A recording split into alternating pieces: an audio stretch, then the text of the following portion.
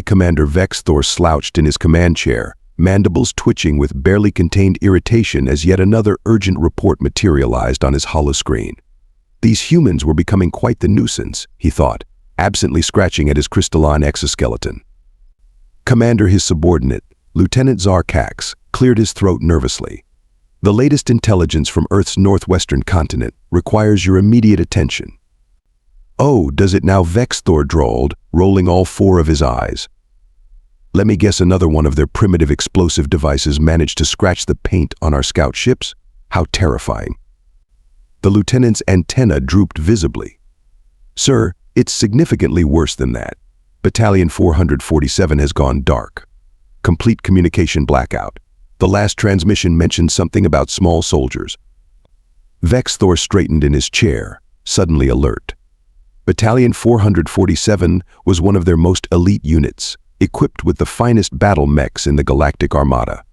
Define small soldiers, Lieutenant.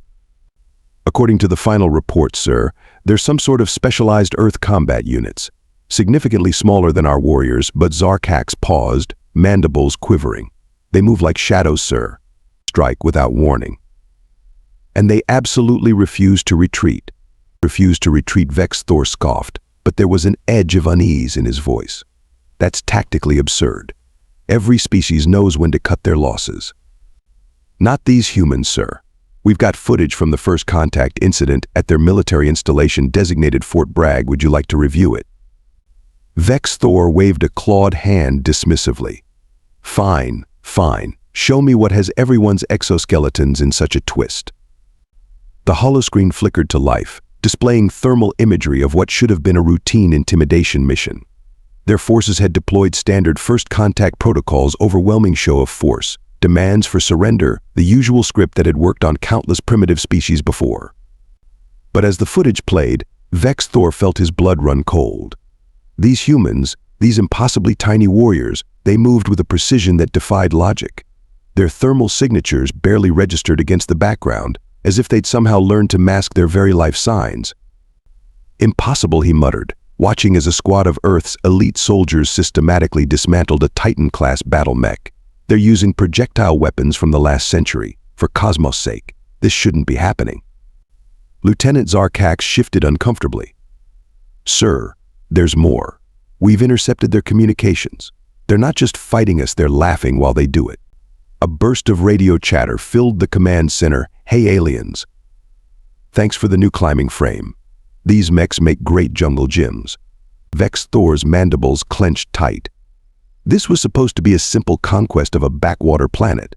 How had it gone so terribly wrong? As if in answer to his unspoken question, another transmission crackled through. Rangers lead the way. Who's up for some more alien tag?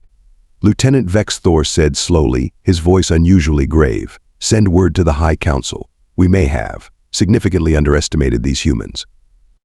As Zarkax hurried away, Vexthor replayed the footage again, watching with growing dread as Earth's small soldiers turned his elite forces into a training exercise.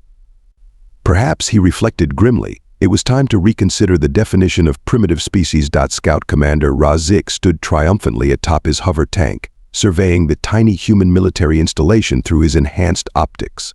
Such a primitive facility, nothing but concrete barriers, guard towers, and flimsy metal buildings. His mandibles clicked in amusement as he transmitted to his attack force. Remember the briefing, warriors. These humans are classified as threat level 0. Their most advanced weapon is something called a 50 cal, barely enough to scratch our armor. This will be nothing more than a practice run. The response came back as enthusiastic clicks and chirps from his assault team. 30 of the Armada's finest warriors, equipped with the latest plasma rifles and battle armor. Against what? A handful of humans in cloth uniforms? Commenced the attack. Standard intimidation protocol. The hover tanks moved forward, plasma cannons charging with an ominous hum. Razik expected the humans to do what any sensible species would: surrender immediately at the sight of such superior technology. Instead, his comms crackled with an unexpected transmission. A human voice, sounding almost amused. This is Commander Blake Martinez of the 75th Ranger Regiment. Interesting toys you've got there. Mind if we take them for a spin? Razik blinked all three eye sets in confusion. You dare mock the might of the Galactic Armada? Your primitive weapons cannot. Yeah, superior technology, inevitable defeat. Heard it all before Martinez interrupted, chuckling. Hey Rangers, these fine folks came all the way from outer space to help us with our training. Let's show them what Earth hospitality looks like. What happened next would haunt Razik's nightmares for cycles to come. The Rangers moved like liquid shadow, their camouflage somehow defeating even the most advanced alien thermal imaging. The first hint of trouble came when one of his hover tanks suddenly lurched sideways, its gravitational stabilizers completely offline.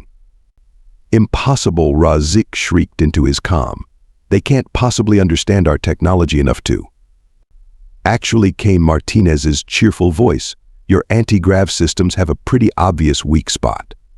Thanks for letting us practice our climbing skills, by the way. 3 more tanks went dark in rapid succession. Razik's warriors, the pride of the Armada, found themselves being picked off with horrifying precision by what their sensors insisted were primitive chemical-propelled projectiles. Status report, Razik demanded, his mandibles quivering. Sir, came a panicked response. They're everywhere. And nowhere. Our sensors can't wait. No. How did they get inside the transmission cut off with a burst of static. Razik spun around just in time to see a human figure perched casually on his own tank's cannon. Commander Martinez gave him a friendly wave, holding up what appeared to be a crucial piece of the tank's propulsion system. Looking for this? Your engineering's impressive, but you might want to work on those access panels. A determined squirrel could get through them. This is impossible, Razik sputtered. You're nothing but primitive apes. How are you doing this? Martinez grinned, tossing the stolen component from hand to hand. See, that's your problem right there. You folks think technology equals superiority. But we humans? We've been perfecting the art of warfare since we were hunting mammoths with pointy sticks. And let me tell you something about Rangers. The commander's grin turned predatory as more shadows materialized around the tank, each one a fully armed and highly amused Army Ranger. We're really good at improvising. Rangers, demonstrate. What followed was a master class in human tactical innovation. Razik watched in horror as his warriors' most advanced weaponry was turned against them by soldiers who, by all rights, shouldn't have even understood how to activate it. Command, Razik screamed into his comm. Emergency extraction. The humans, they're not. They're not fighting like any species we've encountered. They're treating it like some kind of game. The last thing Razik heard before his emergency teleporter activated was Martinez's voice, still irritatingly cheerful. Thanks for the workout. Come back anytime, we're always happy to help with training exercises. Fleet psychologist Nix Ara rubbed her temples with her lower appendages while reviewing the latest batch of combat footage. Her office aboard the command ship was filled with holoscreens, each displaying a different nightmare scenario involving human special forces. Computer, replay combat file 2187, designation ghost incident. The main screen flickered to life, showing thermal imaging of what should have been an empty corridor aboard one of their destroyer-class vessels. The timestamp showed 02300 Earth hours. Now switching to standard vision, the computer chirped. The footage showed 3 of their elite guards, fully armed, patrolling the corridor. Nothing unusual, except was that a shadow moving. No, impossible at that angle. There weren't any light sources to cast. The guards disappeared, one by one. No sounds, no struggle, just gone. Pause. Reverse. Enhance. Nix Ara's mandibles twitched nervously. Identify human operative. The computer highlighted a nearly invisible figure moving through the corridor. Subject identified as Maya Rodriguez, designation ghost. Human Special Forces operator. Nix Ara's report practically wrote itself. Subject demonstrates impossible stealth capabilities. Our most advanced sensors barely register her presence. The psychological impact on our troops has been severe. A knock at her door made her jump. Enter. Security Chief Krell stumbled in, looking like he hadn't slept in days. Doctor, we have a situation. The troops are sharing stories. They're calling her the ghost who laughs. Explain. Krell activated his personal holoprojector. This is from yesterday's attempted ambush of their supply convoy. The footage showed a squad of alien warriors setting up a perfect trap. Suddenly, their comms crackled with an amused female voice. "Nice try, but your cloaking tech needs work. The heat signature is pretty obvious, if you know where to look." Before any of them could react, a figure materialized in their midst. Maya Rodriguez, fully visible for a brief moment, actually winked at the camera before chaos erupted. "She left this pinned to one of our unconscious soldiers," Krell said, holding up a piece of paper with Earth writing. Translation: Nix Ara asked. "It says, thanks for the workout. P.S. Your plasma rifle charging ports are basically big glowing shoot here signs. Might want to fix that. Love, Ghost." Nix Ara's antennae drooped. "They're playing with us. These humans, they're treating interstellar warfare like some sort of entertainment." "It gets worse," Krell muttered. "The troops are starting to tell stories about her. They say she can walk through walls, that she can turn completely invisible, that she what? That she's teaching other humans our technology. Yesterday, a whole platoon of their army rangers showed up using modified versions of our own weapons against us." Nix Ara pulled up another file. "Look at this psychological assessment. Our warriors are starting to show signs of extreme paranoia. They're jumping at shadows, refusing to patrol alone, and some are even requesting transfers to frontline combat against the Zorgax Empire." The Zorgax Krell's mandibles dropped in shock. "But they're 12 feet tall and breathe fire." "Exactly. Our troops are saying they prefer that to this." She gestured at the footage of Maya casually disabling a tank while humming something called Baby Shark. Their conversation was interrupted by a new alert. More footage, this time from their supposedly secure command bunker. The camera showed a supply closet door opening by itself. Maya Rodriguez stepped out, stretched casually, and spoke directly to the camera. "Hey guys, just wanted to let you know your security codes could use some work. By the way, I borrowed some of those fancy grenades. Hope you don't mind. P.S. Love what you've done with the place, but the ventilation shafts are a little dusty." Nix Ara turned to Krell, all four eyes wide with horror. "How long ago was this?" "That's the thing," Dr. Krell's voice trembled. "This is broadcasting live." From somewhere in the ventilation system above them, they heard a cheerful whistle. Battle Commander Drexvoll surveyed the tropical coastline from his command ship, all 6 appendages tapping nervously against his control console. This operation was supposed to be their triumphant comeback, a massive assault force, over 200 elite warriors, backed by their most advanced battle mechs and gunships. The target, a human naval facility on an island they called Diego Garcia. "All units, commence the attack," he ordered, trying to keep the tremor out of his voice. "Remember, these are just humans. We have superior numbers, superior technology, superior everything except training, tactics, and tenacity." A gravelly voice cut through their secure channel. "But hey, who's counting?" Drexvoll's blood ran cold.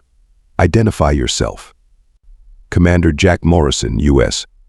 Navy SEALs. But my friends call me Storm. Speaking of storms." The clear sky suddenly darkened as if on cue. Drexvoll's sensors screamed warnings about rapidly forming weather patterns that shouldn't be possible. Impossible. You can't control the weather. A deep chuckle came through the comms. "Control it? Nah.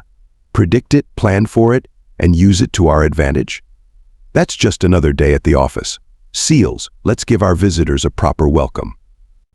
The tropical storm hit with devastating precision, wreaking havoc on the alien formation. But that was just the beginning. Through the rain and wind, Drexvoll's sensors detected multiple small watercraft approaching at high speed. "Pathetic," he sneered, despite his growing unease. "Those primitive boats are no match for our what are they doing?" The human boats weren't attacking, they were launching what appeared to be primitive projectile weapons into the clouds above. Suddenly, the storm was filled with smoke, creating a complex 3-dimensional screen that completely confused their targeting systems. Fun fact, Morrison's voice came through again, somehow sounding like he was having the time of his life. "We've been studying your sensor technologies. Turns out they really don't like a mix of salt water, smoke, and electromagnetic interference. Who knew?" The alien formation began to break apart as human submarines previously undetected launched attacks from below. Small teams of SEALs breached the surface like avenging demons, boarding hovering alien vessels with frightening efficiency. Central Command, one of Drexvoll's captains, screamed, "They're inside our ships. There. They're singing something.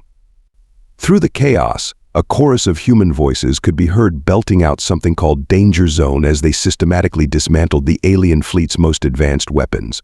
Status report, Drexvoll demanded. Sir, we've lost contact with battalions 3 through 7.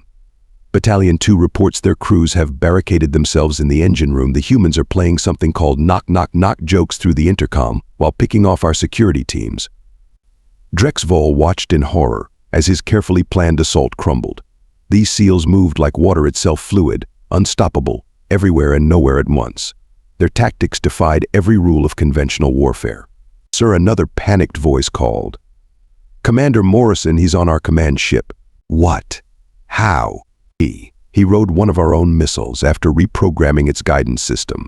He's going deck by deck, and he's recruiting our maintenance droids. Sure enough, the ship's internal cameras showed Morrison casually strolling through their corridors, a small army of reprogrammed service droids following him like loyal pets. He'd somehow taught them to play Earth music through their speakers, something about never giving up, never letting down. You know, Morrison's voice echoed through the ship. Your AI security could use some work. These little guys just needed someone to appreciate them. Isn't that right, Bubbles? A maintenance droid chirped happily in response. Drexvoll slumped in his command chair as reports of catastrophic failures cascaded across his screens. His elite forces were being systematically dismantled by what appeared to be a combination of precise tactical strikes, impossible acrobatics, and psychological warfare conducted through weaponized Earth music. Commander Morrison, he finally transmitted, his mandibles quivering. What are you? Just a guy who likes swimming, really. And my team? We're just folks who never learned the meaning of the word impossible, speaking of which you might want to evacuate the engine room. We may have completely rearranged your power distribution system. Turns out your plasma cores make excellent coffee makers. The ship shuddered ominously. Oh, and one more thing, Morrison added cheerfully. You really should update your emergency teleporter protocols. They're pretty easy to hack. For instance, Drexvoll felt the familiar tingle of emergency teleportation, except instead of his quarters, he materialized in the middle of the ocean. Looking up, he saw Morrison standing on the deck of his former command ship, surrounded by reprogrammed droids all wearing tiny human naval caps. Welcome to SEAL training, Morrison called down. Today's lesson, underwater evacuation procedures. Don't worry, we'll fish you out eventually. Hit it, Bubbles. The maintenance droid began playing something called Under the Sea as the alien commander bobbed in the waves, watching his mighty fleet being systematically dismantled by a handful of humans who treated warfare like an elaborate training exercise. The last thing Drexvoll heard before being picked up by a human rescue boat was Morrison's voice. Remember, swimming is great cardio. Same time next week? Intelligence Officer Kra-Tix paced nervously in his secure research chamber, surrounded by holographic displays of human military training footage. His report to the High Command was due in one cycle, and he still couldn't believe what he was seeing. Computer, replay training sequence 47, location designated Hell Week. The largest screen flickered to life, showing human special forces candidates carrying heavy logs through crashing waves, their instructors shouting encouragement through megaphones. Kra-Tix had watched this footage 100 times, and it still made no sense. They do this voluntarily, he muttered, making another note. Computer, show me the acceptance rates for their elite units. Numbers scrolled across the screen. Kra-Tix's antennae twitched in disbelief. Only a small percentage make it through, and the ones who fail, they keep trying. His research assistant, Jun Ra, burst into the room, clutching a data crystal. Sir, you need to see this. We just decrypted their training manuals. Kra-Tix grabbed the crystal, plugging it into his console. Pages of human military doctrine filled the screens. This can't be right. They intentionally make their training harder than actual combat. What kind of species? Sir Jun Ra interrupted. It gets worse. Remember those Rangers who captured our hover tanks? Look at their standard training regime. Kra-Tix's eyes widened as he read. Sleep deprivation, extreme environmental conditions, limited resources. They train to function without basic necessities? As a standard practice. And Sir Jun Ra added, voice trembling, we found their entertainment records. They make games out of this. Games. They have something called paintball, where they simulate combat for fun. Tix slumped into his chair, all four arms limp with shock. Show me the psychological analysis. New data filled the screen. Studies of human determination, adaptability, and what they called the human spirit. Tix read aloud, his voice growing more concerned with each word. Subjects display unprecedented levels of what they term stubborn determination. When faced with impossible odds, they respond with increased morale. This defies all known behavioral patterns. Junra nodded frantically. Sir, we intercepted some of their training cadences. They sing while running long distances carrying heavy weights. They turn exhaustion into entertainment. Computer Tix commanded, play intercepted transmission from their training facility designated Fort Benning. The room filled with the sound of humans chanting in unison while performing what appeared to be their 700th repetition of a physical exercise. Pain is weakness leaving the body. Fascinating and disturbing, Tix muttered, adding to his notes. They've weaponized their own suffering. Sir Junra said hesitantly, should I show you what we found about their Marine Corps? There's more. They have a saying, sir, the more you sweat in training, the less you bleed in battle, but they don't just say it, they live it. Every day, and they smile while doing it. Tix reviewed the combat footage again. The Rangers, the SEALs, the inexplicable Ghost, all of them moving with impossible precision, treating the most advanced weapons in the galaxy like new toys to experiment with. Junra, he said slowly, draft an emergency message to High Command. Classification ultimate priority. The contents, sir. Tix took a deep breath, all four eyes fixed on the screen showing humans turning warfare into an art form. Message begins to continue. This invasion would be suicide. These humans, they don't just train for war. They don't just adapt to it. They embrace it. They enjoy it. Every defeat makes them stronger. Every challenge makes them more creative. He paused, watching a video of Special Forces candidates laughing while crawling through mud under plasma fire. And most terrifying of all, they're teaching each other everything they learn about us. Every weakness, every flaw, turned into a training exercise for the next generation of their warriors. End message, sir. No. Add one final note, these aren't soldiers we're fighting. They're artists of warfare. And they're treating our invasion like their latest masterpiece. Supreme War Commander Thex Carr stood before the assembled Galactic War Council. His prestigious armor bearing fresh scorch marks from the latest human encounter.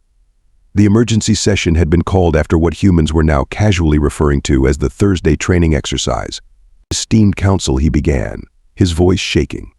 I come before you to recommend immediate withdrawal of all forces from Earth space. Gasps and clicks of disbelief filled the chamber. High Counselor Ventax leaned forward. Explain yourself, Commander. Surely these humans cannot. A video feed sprang to life on the chamber's main screen, cutting off his words. The footage showed their final assault on the human military installation known as Fort Bragg. We deployed everything Thex Carr narrated. 5,000 warriors. Our most advanced battle platforms, experimental weapons, and then. The footage showed Commander Martinez's Rangers rappelling from seemingly impossible angles, using the aliens' own gravity manipulation technology against them. Maya Ghost. Rodriguez appeared and disappeared at will, turning entire squads of alien warriors against each other with nothing but well-timed whispers and stolen communication codes. And there, in the middle of it all, Commander Morrison's SEALs surfaced from underground tunnels that shouldn't have existed, armed with modified alien weapons that somehow worked better than the originals. They were waiting for us, Thex Carr continued. Not just waiting, they had prepared a full combat training scenario. Listen. The audio crackled. Remember, folks, this is a live fire exercise. 5 points for each tank disabled, 10 for battleship engine cores, and whoever captures the most alien commanders gets first shower privileges back at base. They turned our invasion into a competition, Thex Carr said, mandibles quivering. A game. And then. The footage showed Morrison standing atop a captured alien command vehicle, speaking into what appeared to be a primitive handheld communication device. Ghost, you in position. Roger that, Storm. Rangers are ready too. By the way, I reprogrammed their targeting systems to play something called disco music. Hope you don't mind. Martinez's voice joined in all units. Remember, they're recording this for the next training class. Make it look good. What followed was beyond chaos. Rangers swung between alien ships on grappling lines that shouldn't have held their weight. SEALs emerged from impossible hiding spots, armed with weapons cobbled together from alien tech and Earth materials. And everywhere, the Ghost struck, her laughter echoing through enemy communications. Observe their tactics, Thick's car pointed. They're not just fighting, they're teaching each other mid-battle, sharing weaknesses they've discovered in our systems, trading tips about how to bypass our most sophisticated security measures. The Council watched in horror as a young human soldier called out, "Hey Ghost, that vent bypass trick you showed us works great. We just synchronized their energy cores to flash like a light show." "Good job, rookie. Next, try reversing the gravity plating. It really confuses them." Thick's car paused the footage. "You see? Every engagement makes them stronger. They adapt, improvise, and treat our most devastating weapons as teaching tools. And now." He played the final transmission, where Morrison addressed the alien forces directly. "Thanks for the workout, folks. We've figured out your FTL communication systems, by the way. Expect some training manuals from us soon. Your ground troops could really use some pointers on small unit tactics." The chamber fell silent. Finally, High Counselor Ventax spoke. "Your recommendation, Commander." "Full retreat." "Immediately." And Thick's car hesitated. "Perhaps we should classify Earth as a restricted zone. For the good of future generations." All understood. And the humans? As if in answer, a new transmission cut through their supposedly secure chamber. Maya Rodriguez's voice, cheerful as ever. "Hey aliens. Thanks for leaving so much equipment behind. We're having a blast reverse engineering it. By the way, your security codes could really use an update. This is way too easy. Same time next invasion." The Council chambers erupted in panic as every screen showed the same message, courtesy of Earth's small soldiers making the galaxy fun again, one invasion at a time. The age of human warfare had begun, and the galaxy would never be the same.